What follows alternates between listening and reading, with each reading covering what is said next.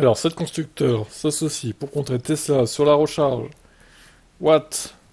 BMW, tiens donc. Hyundai, Kia, tiens donc. Mercedes aussi. Stellantis, Honda, GM. Alors, je vous rappelle qu'il y a la chaîne 100% de Tesla, hein.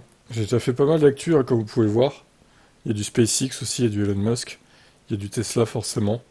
Donc, on est presque 300 abonnés. Je vous invite à vous abonner pour être au courant de tout.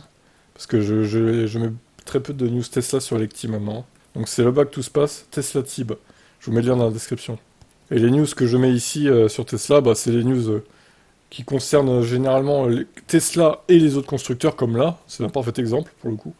Et aussi les news très très importantes de Tesla. Donc voilà. Donc qu'est-ce qui se passe là? 7 constructeurs vont s'associer pour créer un réseau de recharge en Amérique du Nord. L'objectif est de proposer un réseau plus important que les superchargeurs Tesla.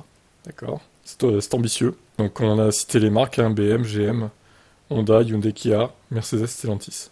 Compte tenu du nombre de marques que comportent les groupes General Motors et Stellantis, ça représente plus de 20 marques au total. Celles-ci s'associeront pour faciliter et accélérer l'accès à la recharge pour voitures électriques en Amérique du Nord.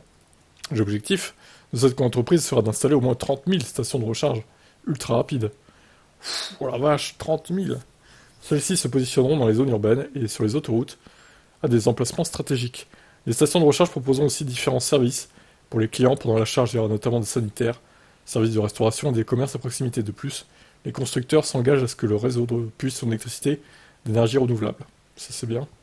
Pour optimiser ces bornes et leur utilisation, il sera possible de les utiliser avec des chargeurs CCS et NACS. Les bornes seront mises en service à l'été 2024 et progressivement durant les mois qui suivront. Donc d'ici un an, ça va commencer à être déployé, d'accord? Ok, ok. C'est clairement Tesla avec son réseau superchargeur qui est visé par cette initiative. En effet, cette entreprise a pour objectif de devenir le premier réseau de stations de charge de ce type en Amérique du Nord. En fait, c'est un peu le Unity de l'Amérique du Nord qu'ils vont faire, quoi. J'ai l'impression. Mais pas qu'avec des constructeurs américains, finalement, parce que et la plupart sont européens.